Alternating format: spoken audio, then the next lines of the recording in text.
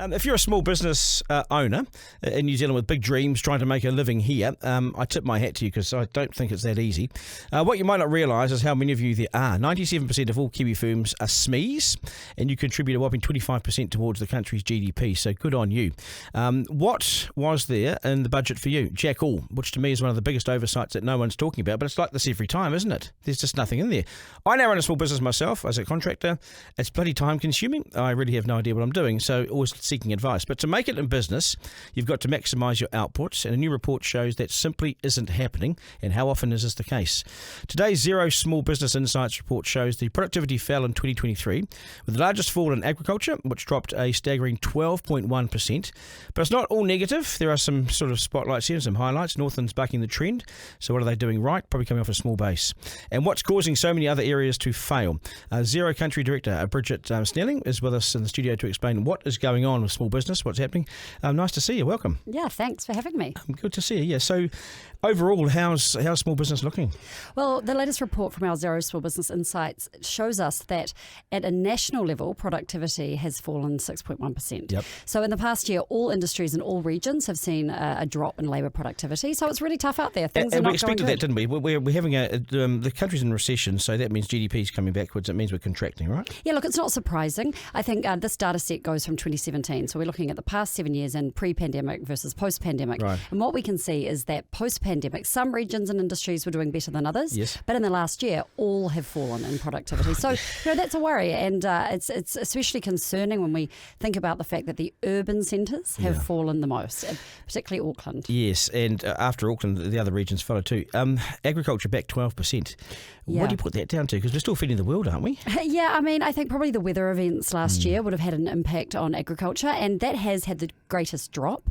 But actually, hospitality is the one that we really probably need to talk about, because out of all of the industries, hospitality is the greatest underperformer in terms of labour productivity. Well, people don't have the income. But when the Reserve Bank hikes interest rates and all that disposable income gets sucked out and goes to the banks, people are left standing there going, okay, so I better go shopping. You buy the food, that's it. Yeah. There's no such thing as the movies and the dinners, and that, is there really? Well, that's right. I mean, we've seen through our data over the course of the last year that sales have fallen for small businesses. So, they're getting squeezed at both ends. The kind of costs are going up and they're not getting enough in sales. And so that's contributing to this drop in labour productivity. I mean, I looked at the last Retail New Zealand survey. It was something like 25 or 35% of all businesses, 37% of all businesses don't think they'll be here in a year. Yeah, I mean, 12,000 shops. That is so disturbing. And December, which is normally the biggest month for retailers, was actually really bad for them last December. So, it absolutely tells us that we have to do something to support our small business economy. Okay, so what do we do? Well, a key part of productivity is around digitalisation. So this is where you become more efficient by using tech and digital tools. We fall behind the OECD average significantly. Do we? In Aotearoa. Yeah, we do, for labour productivity. And for digitalisation, we've fallen in the digitalisation rankings as well. And so it's really about helping our small businesses become more efficient by doing things that only a human can do. That's right. So and we saw a little bit of this growth with through COVID with the digital economy, because suddenly firms had to pivot really quickly, and the doors were closed, but they were able to work out that they could sell these things shortly digitally. Firms that were online and outward focused did well. Others that weren't didn't survive. Yeah, absolutely. And I think in the report, what we see is Northland is actually a region that's done better post-pandemic. And there's a great case study actually on the Duke of Marlborough Hotel. Oh, yeah. Yeah, and they've adopted a lot of tech tools to make themselves more efficient, so that they're actually getting more output without having to work longer hours. That's the answer, isn't it? But they've invested, though, in that.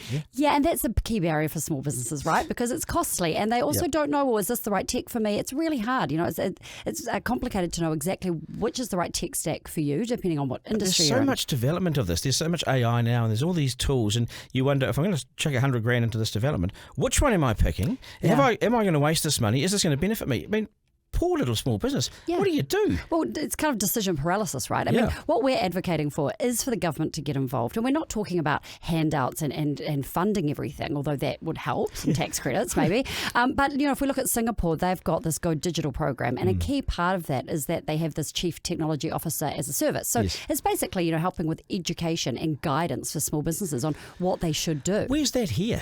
Well, it's not. And that's what we're working really What's closely. MB got? What's MB got? Well, there's Digital Boost, which is a start, absolutely. There's content, but it doesn't go far enough. So what we're asking the government for is to actually invest in our small business economy, because like you started off saying, it's the backbone of our economy. But it is though, and I think most of them, the majority of them fail within the first 3 years. So those who make it, let's knight you, because amazing. Absolutely. I think we think of ourselves as a country of entrepreneurs and number 8 wire, but actually our small business economy is having a really hard time. Yeah, they really are. And if you look at their budget, I flick through it. Nothing. Yeah. Nothing for small business. And I did raise that with the Prime Minister at the post-budget lunch last week. But how'd that go down? Well, he did say that there are some developments coming, so we wait with bated breath. What does that mean? Well, it's a bit like the cancer drugs. Things we forgot to do, they're coming. I feel sorry for small business, and they are laying people off now. You're starting to see this. The retail workers are now, there's one gone, another one gone. I don't know how retail's going to get through this winter. Yeah, well, business closures are up, right? We see business liquidations are all the stats coming out. I mean, it's pretty depressing out there when you listen to the news and you see what's just talking to small businesses. It's tough. They're having a really tough time. Even big, like the warehouse, for instance, right? Yeah. Again, I found myself there last night, 8 o'clock, buying a mouthguard for my son because lost the third one, and I looked around. There was no one there. I know. I was it. Yeah, I know. Absolutely. So I think it felt like death. Yeah, well, we've got to take action, right? So as a country, this is the time that we need to actually say enough is enough, and we need to start reinvesting in our small businesses to get them, levelling up in terms of productivity on a world stage. I reckon capital is one of the biggest issues, because absolutely access to some dough. Now, how hard are banks making it to get dough at the moment for small businesses? They don't make it easy, do they? Well, I mean, it's tough, right? It's tough to get any kind of investment. I think the Treasury have put out a report recently around productivity, and they identify that lack of capital investment is one of the key factors, right?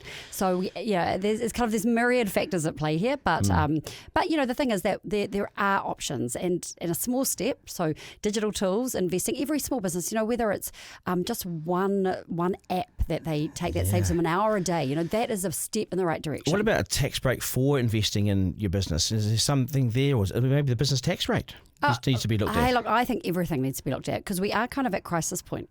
We are, and it's absolutely, I think the government and small businesses themselves and all of us need to be thinking about, well, what can we do? What can we do to make things easier for small businesses? Yeah. Hey, really well said. We'll get you on again, eh? Appreciate it. Love that. Thank you. Good stuff. Take care. Garner.